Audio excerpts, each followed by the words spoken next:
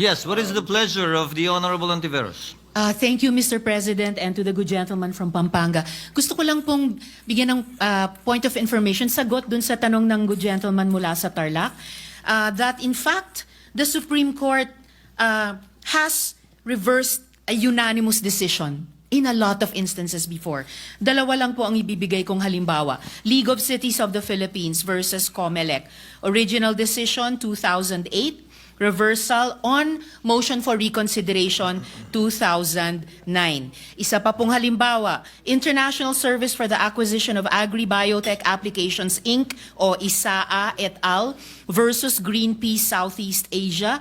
Original decision, unanimous, December 8, 2015. Reversed unanimously on MR din, July 26, 2016.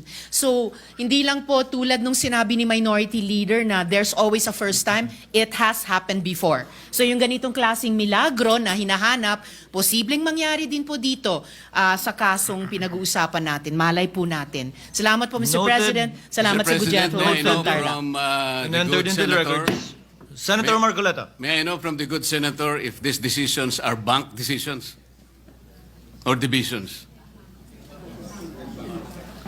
Yes, Mr. President, unbanked decisions po.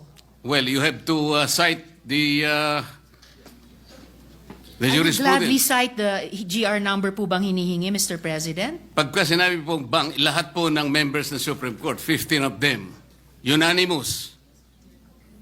To Kasi po, reiterate what baka division lang yan, 5 lang yun. Hindi po No, bank Mr. yun. President, to reiterate what I already said, mga ano po ito, mga reversal ng unanimous Supreme Court decisions. Yes, but I am At sa asking for dalawang qualification, halimbawang Mr. binigay President, ko whether po these are on bank MR. decisions or decisions by a division.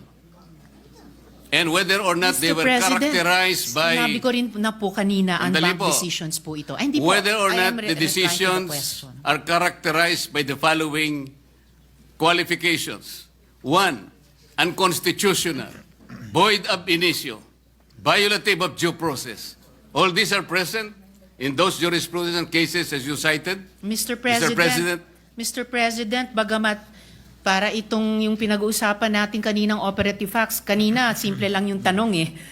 May kaso na po ba na ang Supreme Court sa unanimous decision ay ni-reverse ang sarili nila?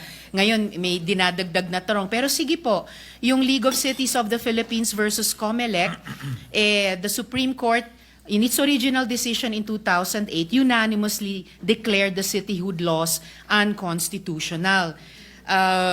I will have to get more information po on the ISAA reversal of unanimous decision. Pero malinaw na mga sagot na po ito dun sa original na tanong. So the original assertion na hindi po natin alam kung na-reverse na ng Supreme Court ang sarili nila sa original na unanimous decision has fallen by the wayside. Kasi the Supreme Court, as I said already earlier, has reversed a unanimous decision unbanked in a lot of instances before. Yun lamang naman po, Mr. President. Noted and entered Salamat into po. the records. Majority Floor Leader. Yes, Mr.